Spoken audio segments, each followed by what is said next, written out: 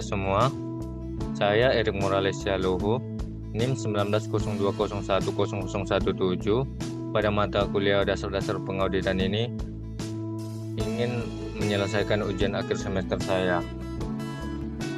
Jadi yang akan dibahas ialah berikut soalnya, yaitu dalam melaksanakan pengauditan, auditor harus independen, kemudian jenis opini auditor atas laporan keuangan, asersi atas laporan keuangan, risiko audit, risiko bawaan, risiko pengendalian, risiko deteksi dan hubungannya, hubungan antara risiko audit, bukti audit, dan materialitas, jenis-jenis bukti audit dan tingkat keandalannya, prosedur audit, penilaian risiko pengendalian dan pengujian pengendalian, serta penilaian risiko deteksi dan pengujian substantif.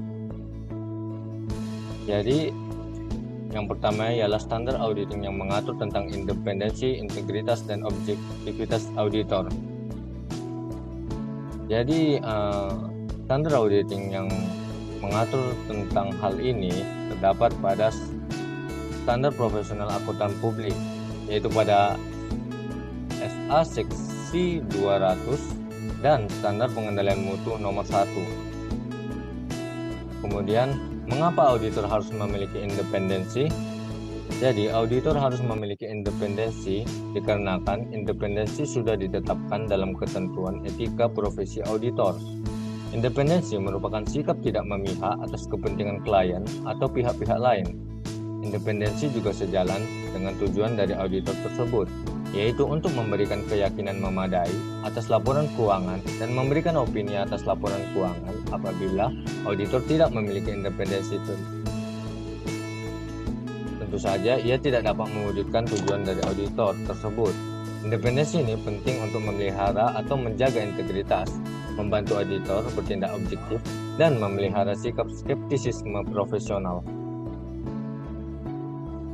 Kemudian, jenis-jenis independensi yang harus dimiliki oleh auditor itu ada dua, yaitu independensi dalam pemikiran atau independence in fact, yaitu independensi yang ada dalam diri auditor untuk tidak dipengaruhi oleh hal-hal yang dapat mengganggu integritas, objektivitas, dan skeptisisme profesional auditor. Lalu yang kedua, independensi dalam penampilan atau independence in appearance. Jadi, independensi yang mempertimbangkan pihak ketiga atau di luar auditor dan klien, bahwa auditor memiliki integritas, objektivitas, dan skeptisisme profesional. Berikutnya ialah jenis-jenis opini auditor atas laporan keuangan. Yang pertama ialah wajar tanpa pengecualian atau WTP atau Unqualified Opinion. Opini ini diberikan apabila yang pertama, seluruh penerapan akuntansi berterima umum sudah sesuai kriteria atau sesuai dengan harapan auditor dan sesuai dengan standar akuntansi keuangan. Yang kedua, laporan keuangan telah disajikan secara wajar. Opini jenis WTP ini dapat digolongkan menjadi dua, yaitu yang pertama, WTP tanpa paragraf penjelasan. Apabila tidak ada sedikit pun perbedaan pendapat antara auditor dan klien, biasa disebut laporan audit bentuk baku. Yang kedua, WTP dengan paragraf penjelasan.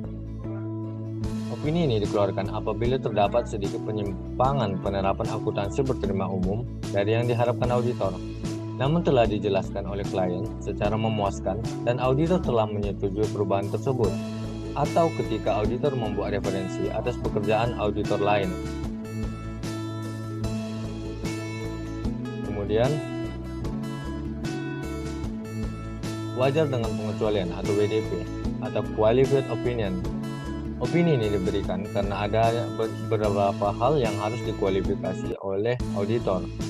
Di antaranya, yang pertama, laporan keuangan telah disajikan wajar, namun terdapat beberapa hal yang tidak sesuai dengan harapan auditor. Yang kedua, terdapat pembatasan ruang lingkup audit atau prosedur audit yang dibatasi masih berpengaruh kecil terhadap penilaian kewajaran laporan keuangan. Ketiga, adanya ketidaksesuaian dan ketidakkonsistenan penerapan akuntansi dengan prinsip akuntansi berterima umum. Ini diterapkan apabila efek yang ditimbulkan akan memberi pengaruh kecil atau tidak material. Yang keempat, pengakuan ketidakpastian usaha tidak sesuai dengan prinsip akuntansi berterima umum. opini ini diberikan apabila materialitas yang terjadi itu kecil. Yang kelima, apabila auditor mengambil referensi dari auditor lain, namun tidak ingin bertanggung jawab atas pekerjaan dari auditor lain tersebut. Kemudian jenis opini yang ketiga ialah tidak wajar atau adverse opinion. Opini ini diberikan apabila yang pertama, adanya ketidaksesuaian dan ketidakkonsistenan penerapan akuntansi dengan prinsip akuntansi berterima umum. Ini diberikan apabila efek yang ditimbulkan akan memberi pengaruh besar atau material. Kedua, pengakuan ketidakpastian usaha tidak sesuai dengan prinsip akuntansi berterima umum. Ini juga diberikan apabila materialitas penyimpangannya besar. Opini yang keempat ialah tidak memberi opini atau disclaimer. Opini ini merupakan opini yang paling buruk. Hal tersebut terjadi dikarenakan oleh yang pertama, terdapat pembatasan ruang lingkup audit atau prosedur audit yang dibatasi sangat luas, sehingga auditor tidak bisa melanjutkan proses audit dan memberikan opini. Yang kedua, apabila auditor mengambil referensi dari auditor lain, namun tidak ingin bertanggung jawab atas pekerjaan dari auditor tersebut, karena materialitas atas keseluruhan laporan keuangan dinilai besar. Yang ketiga, laporan keuangan tidak siap atau tidak diberikan kepada auditor. Kemudian kita lanjut kepada asersi atas laporan keuangan.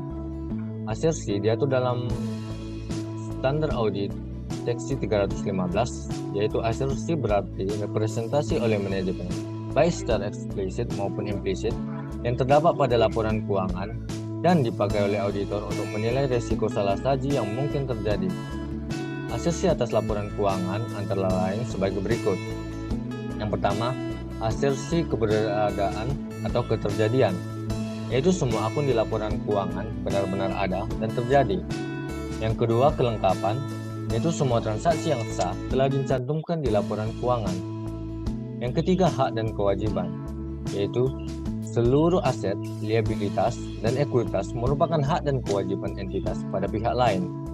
Yang keempat, penilaian atau alokasi, yaitu seluruh data yang tercantum di laporan keuangan atau data dan akun telah dinilai dan dialokasikan sesuai dengan prinsip akuntansi berterima umum.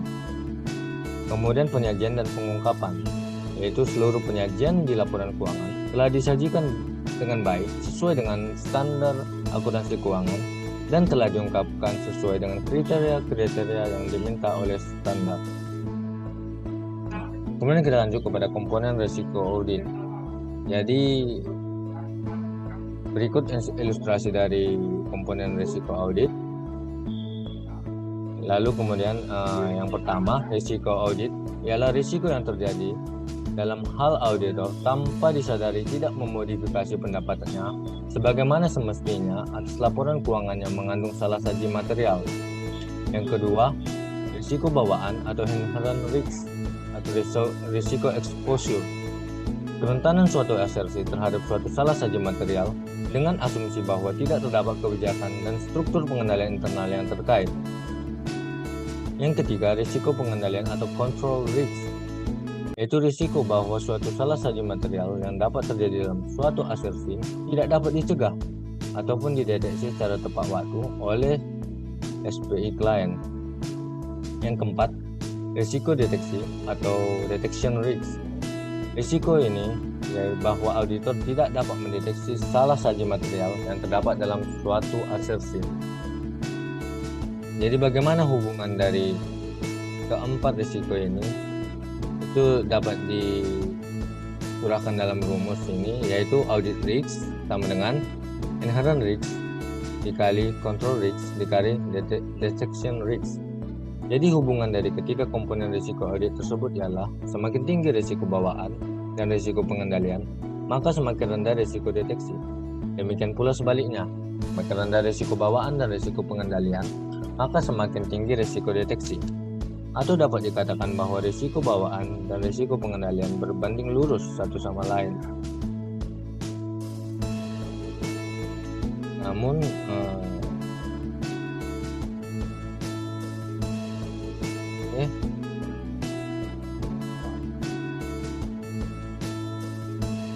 Namun keduanya berbanding terbalik dengan risiko deteksi. Kemudian lanjut lanjut ke hubungan antara risiko audit, bukti audit, dan materialitas.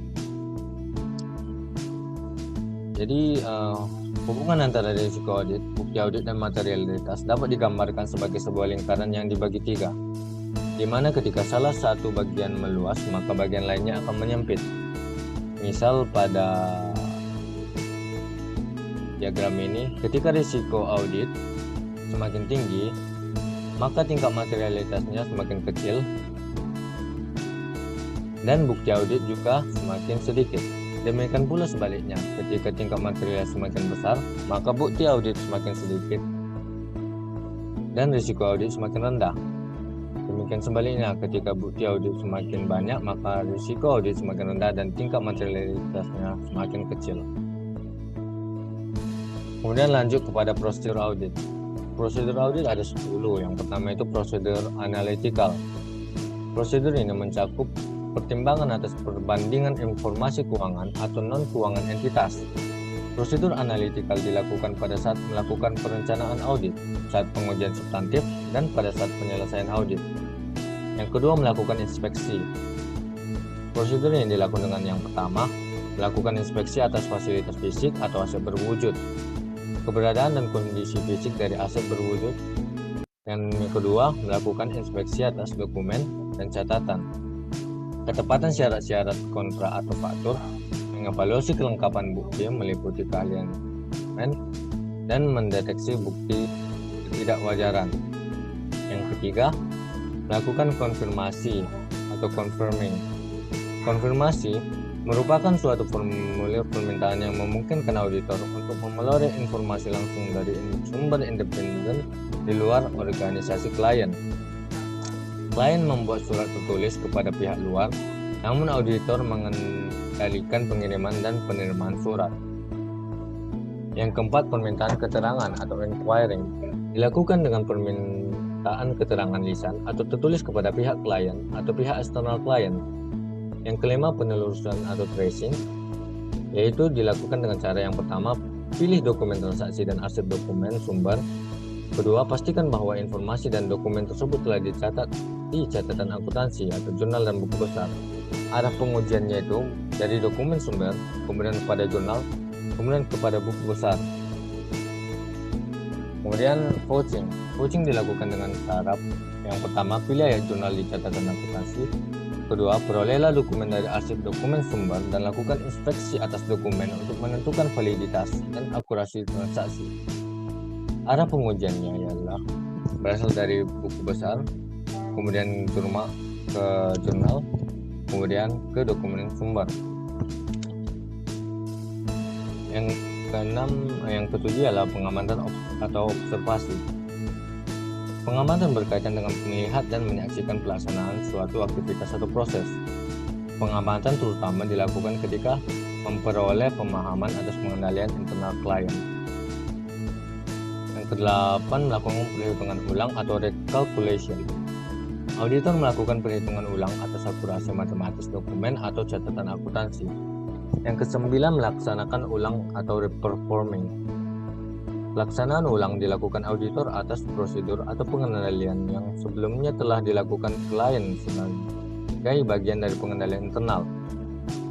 Yang ke-10, teknik audit berbantuan komputer atau CAAT, menggunakan perangkat lunak untuk melaksanakan berbagai prosedur audit.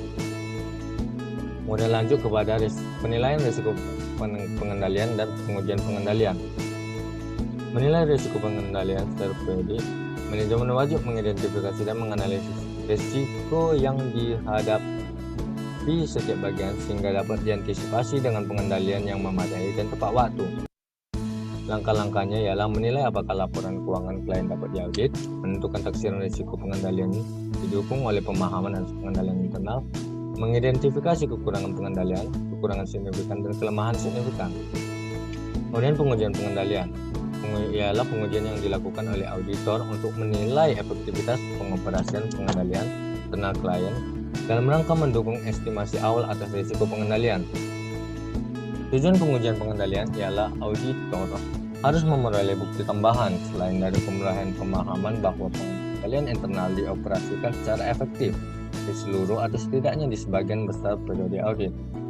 Jika melalui pengujian pengendalian auditor memperoleh bahwa bukti bahwa SPI telah dirancang dan dioperasikan secara efektif seperti yang diharapkan, maka risiko pengendalian sama atau lebih rendah dari risiko awal. Apabila kondisi sebaliknya, maka audit dipertimbangkan lagi. Kemudian lanjut kepada penilaian risiko deteksi dan pengujian substantif. Menilai risiko deteksi, yaitu auditor harus menilai tingkat risiko tidak menemukan salah satu material yang ada pada suatu asumsi yang dibuat oleh manajemen. Kemudian pengujian substantif merupakan prosedur yang didesain untuk menguji apakah ada salah satu moneter atau nilai rupiah yang secara langsung memengaruhi kewajaran laporan keuangan. 3 jenis pengujian substantif ialah yang pertama, prosedur analitis, kedua pengujian atas saldo akun, dan ketiga pengujian atas transaksi. Demikianlah presentasi dari saya. Terima kasih.